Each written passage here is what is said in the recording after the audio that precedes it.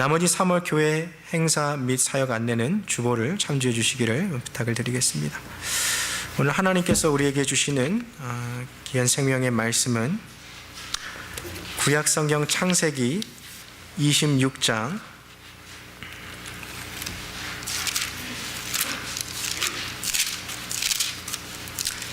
1절부터 6절까지 말씀, 그리고 또 이어서 12절에서 14절까지 말씀을 같이 보겠습니다. 구약 성경 창세기 26장 1절로 6절, 그리고 12절에서 14절까지 같이 읽겠습니다. 함께 한 절씩 교독하실 때 제가 먼저 1절 받들어 읽겠습니다. 아브라함 때에 첫 흉년이 들었더니 그 땅에 또 흉년이 들매 이삭이 그랄로 가서 블레셋 왕 아비멜렉에게 이르렀더니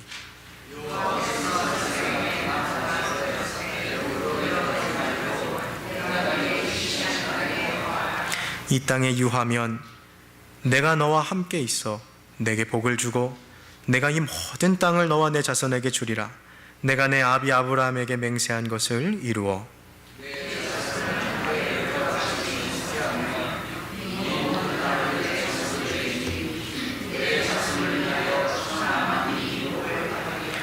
이는 아브라함이 내 말을 순종하고 내 명령과 내 계명과 내 율례와 내 법도를 지켰음이니라 하시니라. 제가 이어서 12절 읽겠습니다. 이삭이 그 땅에서 농사하여 그 해에 100배나 얻었고 여호와께서 복을 주심으로 14절 같이 읽겠습니다. 양과 소가 때를 이루고 노복이 심히 많으므로 블레셋 사람이 그를 시기하여. 아멘. 지난 2017년 미국의 경제 잡지인 이 포브스에서 세상에서 가장 재벌, 우리가 흔히 말하는 슈퍼 리치에 해당하는 사람 10사람의 이 명단을 뽑았습니다. 1위부터 10위까지 쭉 나열해 보니까요, 그 중에 미국 사람이 무려 7명이나 있었습니다. 심지어 1위, 2위, 3위가 다 미국 사람이었어요. 2017년 세계에서 가장 부자였던 사람 3위가 저 인터넷에 아마존닷컴을 개설했던 저 제프 베조스라는 사람이었죠. 2위는 투자계의 거물로 알려진 워렌 버핏, 그리고 2017년 세계에서 가장 갑부로 알려져 있던 사람이 바로 마이크로소프트를 창시했던 이 빌 게이츠였습니다. 수년 동안 계속해서 1위를 차지하고 있죠. 근데 이 경제지에서 이 조사한 이 자료들에는 사실 좀 흥미로운 기준이 하나 있어요. 그것은 태어날 때부터 왕가에서 태어난 사람들, 왕자나 공주나 혹은 독재 정치를 통해서 이 부를 얻은 사람들은 그 명단에 넣어주지 않습니다. 즉 자기의 어떤 실력과 어떤 경영적인 마인드를 통해서 부를 이뤄낸 사람들만 그 명단에 들어갈 수 있는 기준이 되어 있는 것이죠. 자, 똑같은 기준을 가지고요, 우리가 창세기로 한번 들어가 봅시다.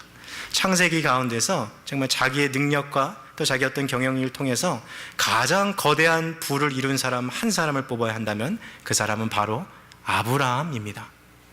아브라함이 그의 조카 롯을 구하러 갈 때 집에서 키운 용병 318명을 같이 데려갔습니다.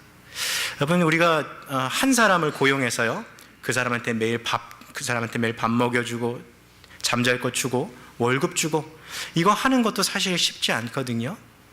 비즈니스를 해보시면 두세 사람만 고용해도 참 신경 쓸 게 많아요.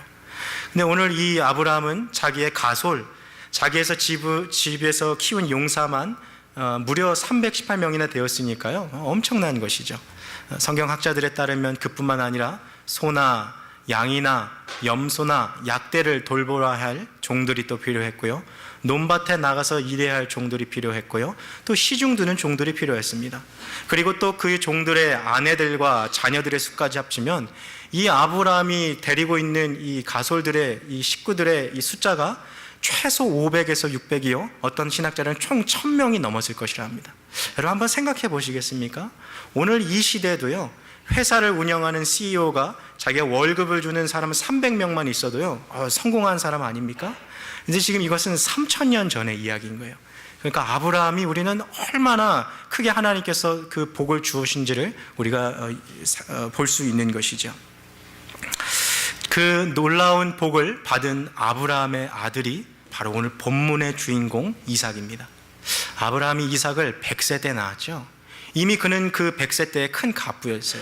그리고 그가 더 살아나가면서 그 부를 증식했으니까 이 이삭이 아버지로부터 이 외아들로서 받은 유산은요, 정말 상상할 수 없을 만큼 큰 액수였습니다.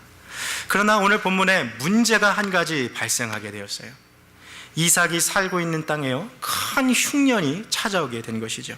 여러분, 아무리 부자여도요, 이 흉년이 길어지면 망할 수밖에 없는 것입니다. 땅에 비가 내리지 않으니까 소나 양이나 염소나 약대가 마실 물이 없고요, 그들이 먹을 또 풀조차 없는 것입니다. 그래서 이 동물들이 다 하나둘씩 픽픽 쓰러져 가요. 특별히 이 시대는요, 흉년으로 논농사, 밭농사 1년만 망해도요, 아주 막대한 손해를 보게 되는 거죠. 지난 1997년 한국의 이 IMF가 한참 이 어려움을 이날에 주고 있을 때요, 작은 기업을 갖고 있는 사람들만 망한 것이 아니었어요. 큰 부를 갖고 있는 그 회사들, 저 기업은 절대로 망하지 않을 것이라고 국민들의 두터운 신임을 받고 있었던 그 브랜드를 갖고 있었던 회사들도 다 줄도산했었던 것이죠. 여러분, 이 큰 회사가 망하는 것도 한순간이에요. 흉년이 들면 부자나 가난한 자나 다 힘든 것입니다. 이삭도 자기 아버지 아브라함에게 그 엄청난 유산을 받았지만 흉년 앞에 지금 아무런 힘도 못 쓰고 지금 있는 것이죠. 큰 재벌이 알거지되는 것도 잠깐입니다. 농업 중심의 사회에서 이 흉년은 곧 굶주림과 기근 그리고 가난을 의미하는 것이죠. 그런데 여기서 우리가 주목해야 할 한 가지 사실이 있습니다. 지금 이삭이 이 흉년을 어디서 맞이했습니까? 하나님께서 아브라함에게 가라고 명령하셨던 약속의 땅이었습니다. 너의 본토 친척 아비지를 떠나 내가 내게 지시하는 땅으로 가라. 그러면 내가 너에게 큰 복을 주겠다라고 주님 약속하신 땅이었어요. 아브라함도 이 가나안 땅에 머물렀고요, 오늘 본문에 있는 이삭도 이 약속의 땅에 머물러 있었습니다. 하나님의 약속을 믿고 그 땅에 거느리고 있는 거죠. 그런데 오늘 하나님께서 머물라고 말씀하신 그 약속의 땅에 있음에도 불구하고 지금 흉년이 찾아왔다는 거예요. 여러분, 게다가 이 땅에 흉년이 찾아온 것이요, 오늘 첫 번째가 처음이 아니었어요. 우리 1절 말씀을 한번 다시 보시겠습니까? 1절 말씀에 아브라함 때에 첫 흉년이 들었더니 그 땅에 또 흉년이 들매. 그 아버지 때에도 하나님의 약속을 따라 이 땅에 왔고, 아들 때에도 지금 하나님의 약속을 따라서 이 땅에 거하는데 흉년이 들고 있는 거예요. 여러분, 신앙생활 하다 보면요, 이해되지 않는 순간이 바로 이런 거예요. 나는 하나님의 뜻이라 확신하며 이동했고요, 하나님의 말씀이라 여기며 그것에 순종해서 힘들게 고향 땅을 떠나서 가나안에 들어왔는데 이 땅에 흉년이 찾아온 거예요. 여러분, 우리는 하나님 말씀대로 살면 만사 형통할 것이라고 생각할 때가 많이 있어요. 그러나 아브라함과 이삭과 또 그의 아들 야곱, 이 모든 이 세 사람의 공통점은요, 다 흉년을 경험했다는 것이에요. 여러분, 이 하나님의 말씀을 따라 살아가는 이삭에게도 인생의 흉년이 찾아올 수 있다면 오늘 우리 가운데 있어서도 이런 비슷한 인생의 흉년은 찾아올 수 있는 것입니다. 여러분, 오늘 우리 가운데는요, 경제적인 흉년을 맞은 분들도 계세요. 집안 사정이 많이 어렵고 가정이 힘들어서 참 한숨 짓고 계시고 밤에 잠자기가 어려운 분들도 이 중에 계세요. 경제적인 흉년이 있어서 참 힘들고 어려운 것이죠. 또 어떤 분들은요, 건강에 흉년을 맞은 분들이 있어요. 남들은 다 건강하게 잘 지낸 것 같은데 나는 몸의 이 일부가 이 정상 작용을 안 하고 좀 아프고 어딘가 어긋나서 남들 다 하는 그 평범한 삶 살지 못하는 그 건강의 흉년을 또 갖고 계신 분들도 있어요. 그러면 어떤 분들은요, 또 부부 사이에 흉년이 와서요, 또 이혼을 해야 되나 하고 고민하는 분들이 계신지도 모르겠습니다. 또 어떤 분들은 또 자녀의 흉년을 경험합니다. 다른 집 자식들은 다 잘 되는데 왜 내 아들, 딸들은 이렇게 일이 안 풀리나? 왜 우리 아이들은 남들처럼 저렇게 시집 장가 못 가고 좋은 직장 못 갈까? 왜 내 아이들은 이렇게 인생이 꼬일까? 고민하는 분들이 많을지도 몰라요. 그런 세상 사람들만 이런 고민하는 것이 아니라요, 약속의 땅에 머물러 있는 우리들에게도요, 인생의 흉년이 이렇게 찾아오는 것이죠. 오늘 본문에 나오는 이삭은요, 아버지로부터 큰 유산을 물려받았어요. 그렇지만 그의 인생에 찾아온 흉년으로 인해서 이삭도 지금 거의 다 망하게 된 거죠. 비가 오지 않죠. 풀도 말라 죽죠. 소, 양, 염소, 약대 다 픽픽 쓰러져 갑니다. 농사도 망해서 이삭 가족들이 먹고 살 일이 지금 막막해진 거예요.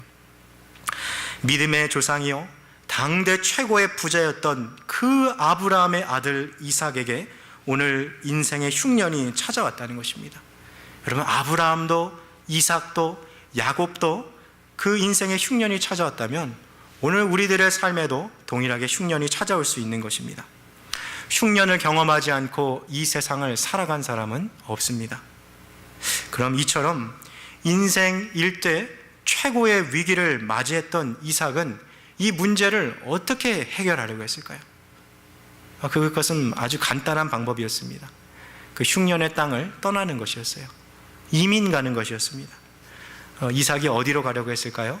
그 당시 가장 부유하고 그나마 먹을 것이 풍부하다고 소문났던 애굽 땅으로 가려고 했던 것이죠. 지금 여기에 머물러 있다가는 온 가족이 다 굶어 죽을 수밖에 없다고 생각했기 때문에 이삭은 먹을 것이 풍부하다고 소문난 그 애굽 땅으로 이민 가려고 했던 것이죠. 그것은 하나님께서 머물라고 약속하신 그 가나안 땅을 떠난다는 의미였습니다. 여러분, 오늘 본문 1절 말씀을 다시 한번 보겠습니다. 아브라함 때에 첫 흉년이 들었더니 그 땅에 또 흉년이 들매 이삭이 그랄로 가서 블레셋 왕 아비멜렉에게 이르렀더니. 자, 1절 보니까 지금 이삭이 어디에 있죠? 어디에 머물고 있어요? 그랄이라는 땅에 머물고 있죠. 이 그랄이라는 땅은요, 이 지도를 보면 애굽으로 내려가는 그 길목에 있는 땅이 바로 그랄 땅입니다. 우리가 지금 이 그레이스 레이크 지역에 있습니다만 여기서 우리가 알링턴 하이츠까지 내려가려면 먼델 라인을 지나야 돼요. 버너니 하우스를 지나야 돼요. 그 길목에 있는 땅이죠. 그랄이 바로 그런 땅이에요. 애굽으로 내려가기 위해서 잠시 머물러야 하는 땅이 바로 그랄 땅입니다. 이 그랄은요, 이 가나안 이 땅의 남서쪽 이 경계 지역에 있는 거예요. 그러니까 이 땅을 이제 벗어나면 하나님의 말씀하신 약속의 땅을 벗어나는 것입니다. 지금 하나님의 약속만 믿고 이대로 가나안 땅에 머물고 있기에는 먹고 사는 문제가 너무 힘든 거예요. 여러분, 이삭이요, 만약 자기 혼자 몇 끼 못 먹고 굶주리고 사는 문제였으면 그나마 좀 버틸 수 있었을 거예요. 그러나 자기가 사랑하는 처자식들이 뱃속에서 꼬르륵 소리 나는 거 듣는데 그 어느 아비가 제정신이겠습니까? 죽기보다 싫은 거죠. 이에 이삭은 그의 가솔들, 그의 전 재산 다 모아가지고 지금 애굽 땅으로 이민 가려고 하는 거예요. 여러분, 애굽이 어떤 땅입니까? 그 땅 앞에는 나일강이 흐르고 있어요. 아무리 흉년이 와도 끄떡이 없는 땅입니다. 지금 먹고 살 길이 보장된 땅인 거예요. 이삭 곁에는 지금 아내 리브가도 있죠. 지금 갓 태어난 그 두 쌍둥이 에서와 야곱도 있죠. 처자식이 있는 사람에게 여러분, 먹고 사는 문제보다 더 중요한 게 뭐가 있겠어요? 지체 없이 지금 애굽 땅으로 이민 가고 있는 거예요. 그런데 오늘 하나님께서 이삭에게 나타나셔서 그의 이 애굽 이민 계획에 제동을 걸고 계신 거죠. 자, 우리 2절 말씀을 한번 같이 읽겠습니다. 2절 말씀입니다. 시작. 여호와께서 이삭에게 나타나 가라사대 애굽으로 내려가지 말고 내가 내게 지시하는 땅에 거하라. 이삭아, 너 애굽으로 내려가지 말고 내가 너에게 일러주는 이 땅에서 살아라. 지금 흉년이 찾아왔어요. 당장 먹고 사는 일이 너무 힘들어서 이 약속의 땅 지금 떠나가려고 하는데 하나님이 이삭에게 그러지 말라고 하시는 거예요. 야, 이삭아, 너 여기 머물러 있으라 하고 주님이 말씀하신 거예요. 여러분, 우리가 기도하다 보면요, 가끔 기도 응답이 내가 전혀 예측하지 못한 방향으로 흘러갈 때가 있어요. 내가 머리로 아무리 굴려봐도 내가 사는 길은 이쪽으로 가는 길이에요. 근데 기도하는데 하나님이 그쪽 가지 말고 반대쪽으로 가라는 거예요. 내가 아무리 계산기를 두드려 보아도 내 모든 경험과 지식을 다 동원해봐도 내가 살려면 이쪽으로 가야 하는데 기도할 때 하나님 그쪽 가지 말고 반대쪽으로 가라라고 말씀하실 때가 있어요. 여러분, 그럴 때는요, 과감하게 하나님 가라는 쪽으로 가야 하는 거예요. 근데 이게 머리로는 맞아, 하나님이 원하시는 길을 가야지 하고 생각하는 것은 쉬워요. 그러나 막상 내 자신이 그 상황에 몰려 있으면 이 옳은 길을 선택하는 것이라는 것은 참 쉬운 것이 아닙니다. 많은 사람들이요, 옳은 길을 몰라서 못 가는 게 아니에요. 아는데도 그 길을 가기 위해서 치러야 하는 대가와 희생이 많기 때문에 그 길을 가지 못하고 있어요. 그러면 애굽에 가면요, 가족들 풍부하게 먹여 살릴 수 있어요. 그럴 가능성이 높죠. 처자식하고 함께 살기에 가장 좋은 곳이에요. 애굽 가면 먹고 사는 걱정 끝, 행복 시작일 가능성이 상당히 높습니다. 이삭도 이 사실을 너무나도 잘 알고 있기 때문에 지금 애굽으로 내려가려고 하는 거예요. 그런데 하나님께서 오히려 이삭에게 너 애굽 가지 말고 내가 너에게 지시한 이 땅에 머물러 있으라라고 말씀하셨던 거죠. 왜 하나님 애굽 가지 말라 그러셨을까요? 여러분, 애굽은요, 성경에서 부유함과 풍부함의 상징입니다. 그런데 동시에 애굽은 우상 숭배와 제약으로 타락한 도시예요. 그러니까 애굽으로 가면 먹고 사는 문제는 당장 해결될지 몰라요. 그러나 애굽으로 가면 신앙생활은 거기서 끝나버리는 거예요. 하나님의 말씀을 어기고 애굽으로 내려가면 하나님과의 교제나 친밀한 이런 것은 더 이상 기대하기가 너무나도 어려운 거예요. 제가 20살 초반에 신학교를 딱 들어갔는데 제 동기가 정확하게 114명이었어요. 114명. 첫 번째 수업에 딱 들어가서 그 거대한 강의실에 100명이 넘는 학생들이 같이 앉아있는데 첫 번째 수업 교수님이 저에게 이러시는 거예요. 여러분, 앞으로 10년이 지나면 이 중에서 목회하고 있을 사람은 한 10분의 1밖에 안 될 것입니다. 그 얘기를 할 때 제가 저희 친구들이 막 서로 눈을 마주치면 얼마나 웃었는지 몰라요. 막 서로 우리가 어떤 사람들인데, 우리가 뭘 포기하고 지금 여기 왔는데 저 교수님이 잘 모르나 보다. 근데 10년이 딱 지나고 보니까요, 정말 10분의 9는 목회가 아닌 다른 걸 하고 있더라고요. 뭐 다른 일을 하는 것 자체가 나쁜 건 아니죠. 근데 그 중에 상당수의 많은 이유를 보면 목회 그만둔 이유가 결국엔 돈 때문에 그러더라고요. 사역을 하고 있는데 사례비로 먹고 사는 문제가 해결이 안 되니까 사역도 겸하면서 이제 다른 직장도 갖는 거예요. 그러다 보니까 이 사역을 조금씩 등한시하고 그 직장에 매달려서 결국 그렇게 가는 것들을 제가 너무 많이 봤어요. 그래서 그 114명으로 시작했던 제 동기 중에 정말 10분의 9가 다 떠났습니다. 여러분, 하나님께서 오늘 이삭에게 애굽으로 가지 말라고 하셨어요. 거기 가면 먹고 사는 길은 해결될지 모르지만 하나님과의 관계가 끊어지는 거죠. 주님은요, 오히려 이 약속의 땅에 머물라고 하셨던 거예요. 주님 그냥 말씀하신 것이 아니라요, 이 땅에 머물면 주님 놀라운 복을 주시겠다고 약속하셨어요. 여러분, 3절 4절 말씀 한번 눈으로 보시겠습니까? 이 땅에 유하면 내가 너와 함께 있어 내게 복을 주고 내가 이 모든 땅을 너와 내 자손에게 주리라. 내가 내 아비 아브라함에게 맹세한 것을 이루어 내 자손을 하늘의 별과 같이 번성케 하며 이 모든 땅을 내 자손에게 주리니 내 자손을 인하여 천하 만민이 복을 얻으리라. 오늘 이 말씀을 좀 다시 제가 좀 바꿔서요, 리앙스만 전하면 좀 이런 거예요. 이삭아, 세상 모든 사람이 다 먹고 사는 문제 때문에 애굽으로 달려가도 너 하나만큼은 세상적인 방법으로 인생의 안정과 부유함을 찾지 말아라. 너 한 사람만큼은 내가 지시하는 이곳에 머물러라.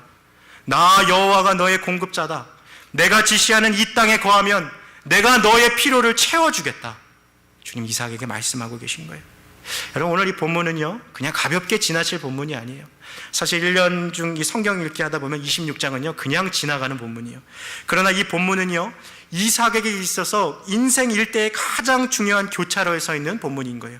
지금 저기 눈앞에 보이는 저 부유한 땅, 먹고 마실 것이 풍부한 애굽으로 갈 것인가, 아니면 부족해 보이지만 하나님이 머물러 하는 이 그랄 땅에 머물 것인가, 이 갈림길에서 무엇을 선택하느냐에 따라 그의 인생은 전혀 다른 결과를 맞이하게 될 것입니다. 여러분, 애굽으로 가면 하나님 버리는 거예요. 애굽으로 가면 이제 더 이상 신앙생활 못합니다. 그러나 반대로 그랄에 거하면 하나님의 말씀은 순종하게 되지만 당장 식구들이 먹고 살 문제가 막막해지는 거예요.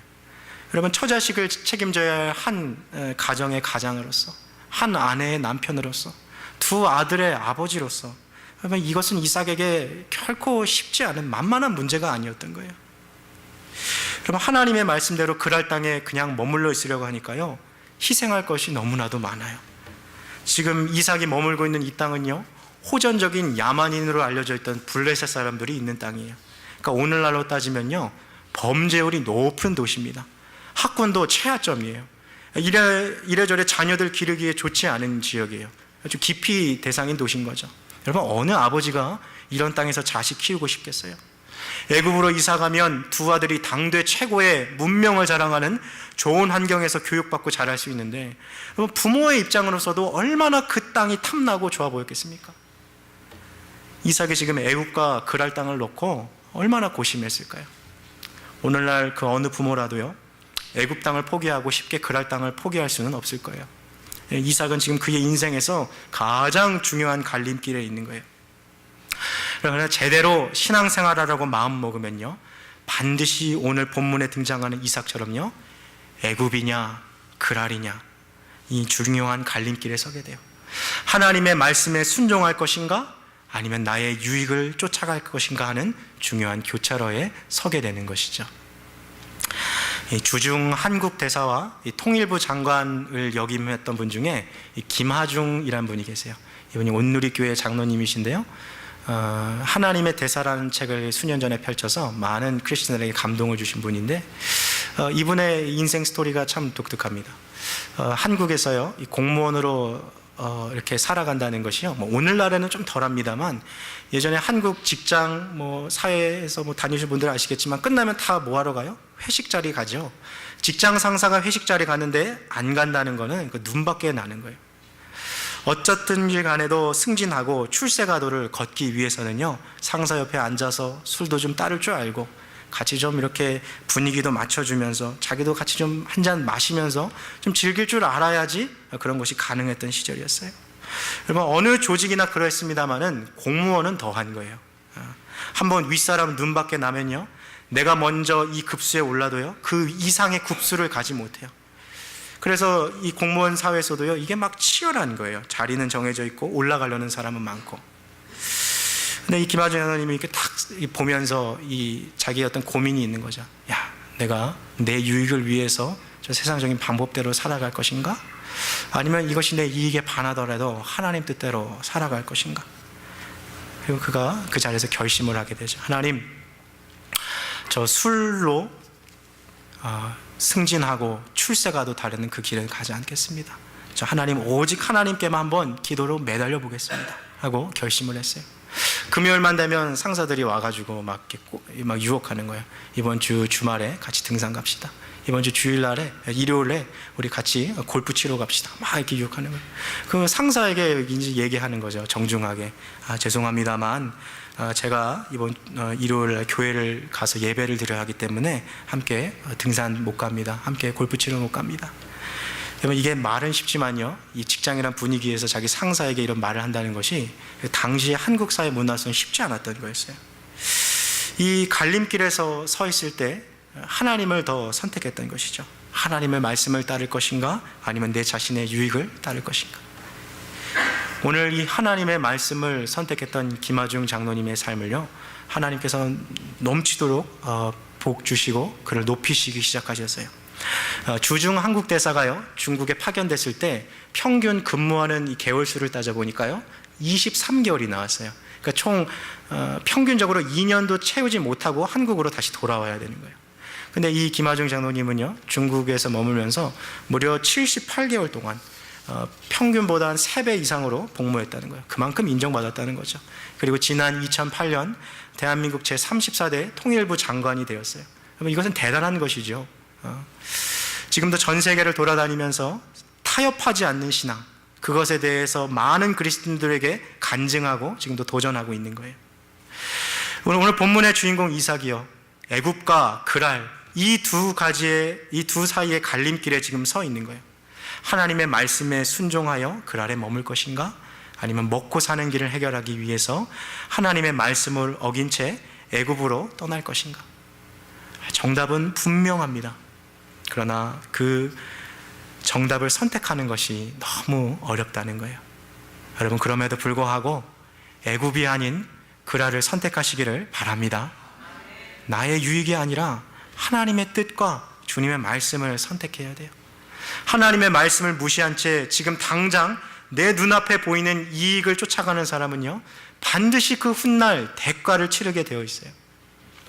미국의 유명한 설교자이요 목회자로 잘 알려져 있는 우리 척 스윈돌 목사님이요, 자기는 인생에 무언가 중요한 선택을 할 때 스스로에게 한 가지 질문을 물어본다 그랬어요. 그 질문이 무엇이냐면 이것이에요. 내가 이 무언가를 선택하면 하나님과의 나와의 관계가 가까워질까? 내가 어떤 길을 선택해야 하는데 내가 이걸 선택하면 주님과 더 친밀한 관계를 유지할 수 있을까? 했을 때 그 질문에 yes 하면 선택하는 거예요. 근데 내가 이걸 선택했을 때 주님과 더 멀어질 것 같으면 그것이 내게 아무리 큰 유익을 가져다 준다 할지라도 과감하게 no라고 말할 수 있어야 하는 거예요. 여러분, 만일 이삭이요 애굽으로 갔으면 그는 원하는 대로 풍성하고 안정적인 생활을 얻었을지도 몰라요. 그러나 그는 하나님의 말씀을 저버리고 애굽 땅에 갔기에 그의 이름은 창세기 26장 이후로 등장하지 않았을 것입니다. 오늘 3절 말씀을 보면요, 하나님께서 그랄에 거하면 여러 가지 축복을 주시겠다고 했는데요, 그 중에 가장 첫 번째 복이 무엇입니까? 3절 말씀 한번 눈으로 보시겠어요? 이 땅에 유하면 내가 너와 어떻게 있어요? 함께 있어. 이삭이 그랄에 거해야 했던 가장 중요한 이유는요, 다른 그 무엇보다도 이 땅이 바로 하나님께서 함께 하시기로 약속하신 땅이기 때문이에요. 아무리 애굽에 먹을 것이 풍족하고 마실 것이 넘쳐나도 하나님이 안 계시면 그 땅은요 죽음의 땅이요 멸망하는 땅인 거예요. 그러나 반대로 먹을 것이 좀 부족해도요, 마실 것이 변변치 않아도요, 남들보다 좀 더 땀 흘리고 수고해야 할지라도, 고생해야 할지라도 하나님이 함께 하신 것이면 그 땅이야말로 생명의 땅이요 축복의 땅인 것이에요. 여러분, 그래서 우리는 애굽이 아닌 그랄을 선택할 수 있어야 하는 거예요. 내게 유익이 되는 것을 선택하는 것이 아니라 하나님께서 지시하는 땅에 거하여야 하는 것이죠. 자, 이 긴 고민, 아주 깊은 고민 끝에 드디어 이삭이 마음의 결정을 내렸습니다. 어떤 땅을 갔을까요? 우리 6절 말씀을 한번 같이 읽어보겠습니다. 아주 짧은 구절인데요, 6절 같이 읽겠습니다. 시작. 이삭이 그랄에 거하였더니. 이 세 단어가 너무 짧아 보이지만 이것이 이삭의 삶의 영적인 분기점이었던 거예요. 자기가 가져있던 모든 유익, 내가 애굽에 내려감으로 얻을 수 있는 그 모든 복된 가능성 다 버리고 하나님 말씀에 따라 가나안 땅에 머물고 있는 것입니다. 근데 오늘 이 26장 6절에 생략된 단어 하나가 있어요. 히브리어 원문을 보면 26장 6절 앞에 그래서라는 단어가 하나 빠져 있습니다. 이삭이 지금 여기 머문 거, 그것은 하나님께서 약속했던 걸 떠나지 말라고, 그 땅에 머물라고 말씀하셔서, 그래서 그 말씀에 순종하여서 자신이 계획한 것, 자신이 누리고자 한 것, 그 유익 다 버리고 하나님 말씀에 따라 그랄 땅에 거했던 거예요. 인간적인 눈으로 보면요, 그랄에 거하는 것은 여러모로 좋지 않은 선택이었어요. 아무리 머리를 굴려봐도, 아무리 계산기를 두드려 봐도 애굽 땅으로 내려가는 것이 여러모로 큰 이익이었어요. 그러나 하나님께서 너 애굽으로 내려가지 말고 내가 내게 지시하는 이 땅에 머물어라, 거하라 라고 말씀하셨기 때문에 그래서 이삭은 주님의 말씀에 순종하여서 그랄 땅에 머물고 있었던 것입니다. 자, 인간적으로 보면 가장 좋아 보이는 선택지인 이 애굽 땅을 포기한 이삭, 하나님은 이 이삭을 그대로 그냥 남겨두시지 않았습니다. 하나님은 주님의 말씀에 순종한 이삭에게요 넘치는 복을 부어주셨어요. 여러분, 이 이야기의 결말이 어떻게 끝납니까? 우리 12절에서 14절, 우리 세 구절 말씀 좀 같이 한번 읽어봤으면 좋겠습니다. 12절에서 14절입니다. 함께 읽겠습니다. 이삭이 그 땅에서 농사하여 그 해에 100배나 얻었고 여호와께서 복을 주심으로 그 사람이 창대하고 왕성하여 마침내 거부가 되어 양과 소가 떼를 이루고 노복이 심히 많으므로 블레셋 사람이 그를 시기하여. 자, 12절 말씀 다시 봅시다. 12절 말씀 보니까 이삭이 그 땅에서 농사하여라 그랬어요. 그 땅이 어디예요? 그랄 땅이에요. 이사 온 지 얼마 안 된 땅이에요. 그 낯선 땅에서 농사를 지었단 말입니다. 그 해라는 이 단은요, 흉년이 들었던 그 해예요. 남들은 다 망하고 남들은 다 쓰러져 가는데 그 해에 낯선 땅에서 농사를 지었는데 몇 배를 얻었습니까? 몇 배를 얻었어요? 여러분, 하나님의 말씀에 순종하며 하나님께서 놀라운 복을 부어주시는 줄 믿으시기를 바랍니다. 흉년의 때에 애굽에 않았어요.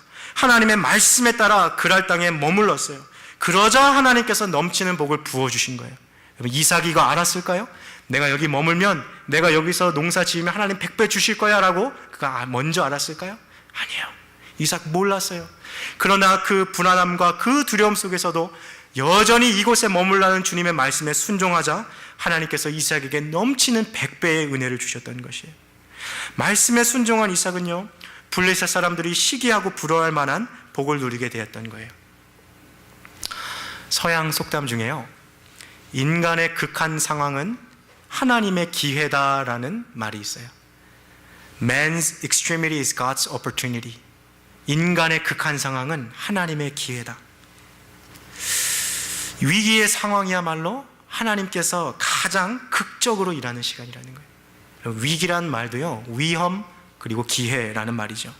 우리가 볼 때는 위기인데요, 하나님의 눈으로 볼 때는 그것이 기회가 되는 거예요. 인간의 눈으로 보면요, 요셉이 지하 감옥에 갇혀 있는 것은 위기 중의 위기였어요. 그러나 하나님은 그 위기를 기회로 사용하셔서 그를 애굽의 총리로 만드셨어요. 인간의 눈으로 보면 다윗이 골리앗 앞에 선 것은 위기 중의 위기였어요. 그러나 하나님은 그 사건을 통해서 다윗을 이스라엘의 왕으로 세우시는 기회로 사용하셨던 거예요. 혹시 오늘 이 가운데 인생의 위기를 맞이하신 분이 있습니까? 경제의 흉년, 또 가정의 건강의 흉년, 또 가정의 어려운 흉년을 혹시 맞이하고 계신 분이 있습니까? 하나님께서 이 어려운 인생의 위기를 도리어 기회로 만들어 주실 것을 간절히 기도하고 또 기대하시기를 바랍니다. 반드시 하나님께서 넘치는 은혜를 부어주실 거예요. 말씀에 따라 그 땅에 거하여 살아가면 우리 주님 놀라운 은혜를 주신다고 약속하셨습니다. 말씀을 맺겠습니다.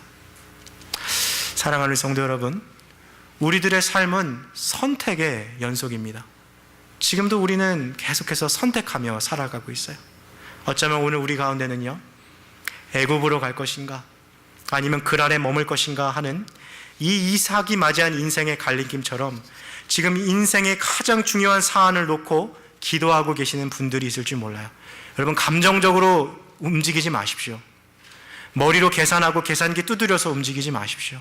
하나님의 말씀 듣고 주님의 음성 따라 가는 거예요. 그게 성도의 삶인 것입니다. 여러분, 옛말에요, 사소치대라는 말이 있어요. 사자성어에 사소치대. 작은 것은 버리고 큰 것을 취하라는 거예요. 내가 애굽에 가면 누릴 그 큰 복, 그 큰 은혜가 내가 볼 때는 정말 커다라 보여도요, 하나님이 주실 넘치는 은혜에 비하면 그거 작은 거예요. 여러분, 그 작은 거 버리시길 바랍니다. 하나님 주실 더 큰 은혜를 기대하시고 그 약속의 말씀 안에 머물러 있으시기를 바라요. 작은 것이 아니라 큰 것을 택하시기를 바랍니다. 내가 원하는 작은 유익을 따라 애굽에 거하는 것이 아니라 하나님께서 머물라고 지시하는 그 그랄 땅, 그 약속의 땅에 거하여서 하나님의 말씀에 순종함으로 말미암아 오늘 본문에 나오는 이삭처럼 크고 넘치는 복된 삶을 누리시는 저와 여러분들이 되시기를 주님의 이름으로 축원합니다. 이 시간 함께 같이 기도하시겠습니다.